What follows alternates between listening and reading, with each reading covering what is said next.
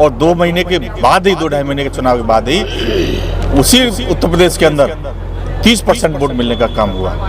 तो वहाँ के लोगों की समझ में आ गया निकाय चुनाव में अब आपको उत्तर प्रदेश में कुछ बहुत अच्छा नहीं बहुत अच्छा आपको देखने के लिए मिलेगा। और बहुजन समाज के साथ साथ मुस्लिम समाज बहुजन समाज पार्टी के साथ में जुड़ने का काम हो रहा है।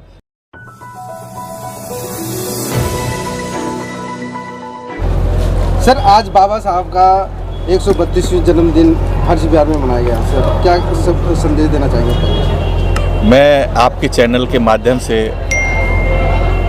ये बता देना चाहता हूँ कि बाबा साहब अम्बेडकर के 132वां जन्मदिन, क्योंकि बहुजन समाज पार्टी उनकी विचारधारा की पार्टी है, इन बहुजन महान पुरुषों की विचारधारा की पार्टी है। और हम लोग सब महान पुरुषों के जन्मदिन जब भी होते मनाने का काम करती है बहुजन समाज पार्टी।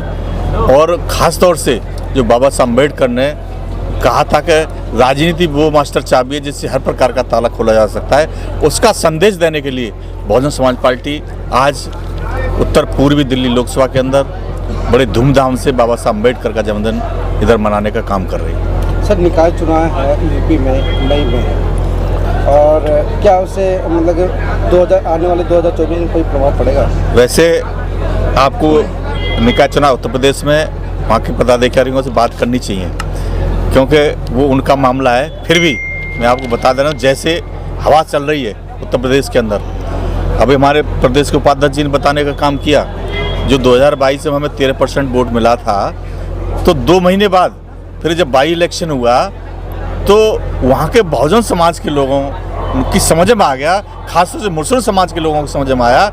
और 2 महीने के बाद ही 2-2.5 महीने के चुनाव के बाद ही उसी उत्तर प्रदेश के अंदर 30% वोट मिलने का काम हुआ।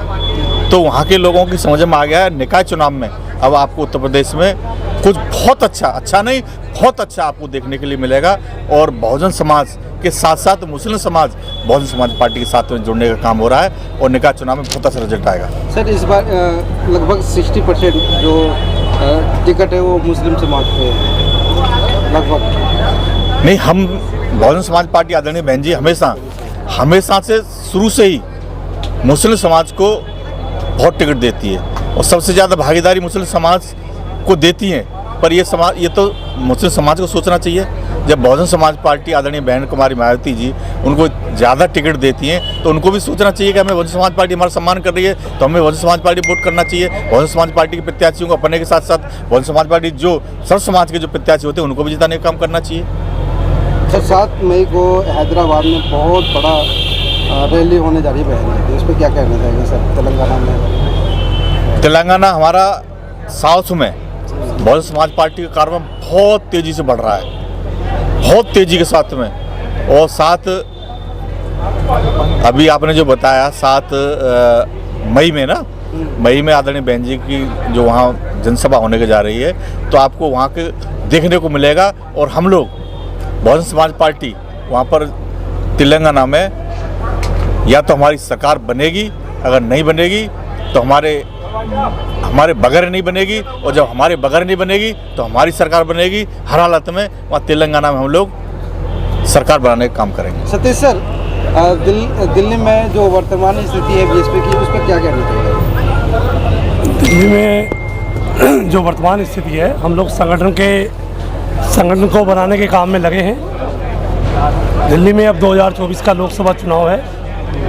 माननीय बहन जी के दिशा निर्देश अनुसार हम लोग बूथ पे, विधानसभाओं में, वार्ड स्तर पे जो कमेटियों का काम शुरू किया गया है और पूरी दिल्ली में बड़े पैमाने पर मीटिंग हो रही है। हर संडे को 70 की 70 विधानसभाओं में एक साथ मीटिंग होती है। इस वीक से हर विधानसभा में 2 मीटिंग, तो 140 मीटिंग पर संडे को, क्योंकि दिल्ली में काम धंधा वाले लोग हैं, या तो शाम को मिलते हैं या फिर छुट्टी वाले दिन मिलते हैं।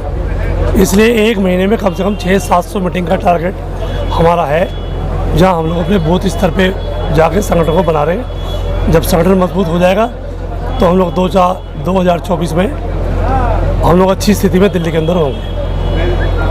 सुदेश जी, लगातार 1 महीने से डोर टू डोर बीएसपी की मीटिंग हो रही है। क्या लगता है कि जो 2024 है और उसमें जो बहन जी का जो मतलब एक कारवा है पीएम तक पहुँचाने, क्या वो सपना साकार हो जाएगा? पहले तो आपके चैनल के माध्यम से हम लोग बाबा साहब की 132वीं जयंती पूरे दिल्ली में मना रहे हैं। तो उसके उपलक्ष्य हम लोग ये बाबा साहब अम्बेडकर का महा मना रहे हैं, पूरे दिल्ली में, पूरे देश में मन रहा है। तो उसके उपलक्ष्य में कार्यक्रम है। तो आपने कहा जो चुनावी 2024 के मद्देनज़र, तो आप लोग देख रहे हो दिल्ली में जो दिल्ली कमेटी है प्रदेश की, वो पूरी तरह ज़मीन पे उतर कर काम कर रही है। हमारा पहला उद्देश्य यही है कि हम पहले जिला, विधानसभा, वार्ड, सेक्टर कमेटी को मजबूत करके विदिन 2 या 3 महीने में संगठन को मजबूत करके इस देश में जो और जो समस्याएं हैं उन पर हम लोग जाएंगे। फिर जो वर्तमान में सरकार है दिल्ली में केजरीवाल, जिसने लोगों को गुमराह कर रखा है, तो तमाम तरह के जो उन्होंने SC/ST के खिलाफ जो काम कर रखे हैं, जो निधियां हैं SC/ST की वो मिसयूज कर रखी है, और तमाम जो शैक्षणिक संस्थानों हमारे जो संविदा पे लोग लगे हैं उन सभी की हक हुकूमत की बात हम अध्यक्ष जी और प्रदेश की तमाम कमेटी के लोग आने वाले 2-3 महीने में सरकार को ज्ञापन देने का काम भी करेंगे, सरकार को घेरने का काम भी करेंगे, और ये लड़ाई सड़क से संसद तक होगी। तो इसके लिए हम लोग संगठन को मजबूत कर रहे हैं। विदिन 2 मंथ हम लोग पूरे संगठन को मजबूत कर लेंगे। इसके बाद हम लोग सरकार की जो कमियां हैं वो जनता तक बताने का काम करेंगे। ये काम हम लोग कर रहे हैं और 2024 की लड़ाई इसी से पूरी होगी। सर, जैसे आप नाम ले रहे हैं केजरीवाल जी का, तो वो दिल्ली वासियों को फ्री बिजली, फ्री पानी, BTC फ्री कर रखे महिलाओं के लिए।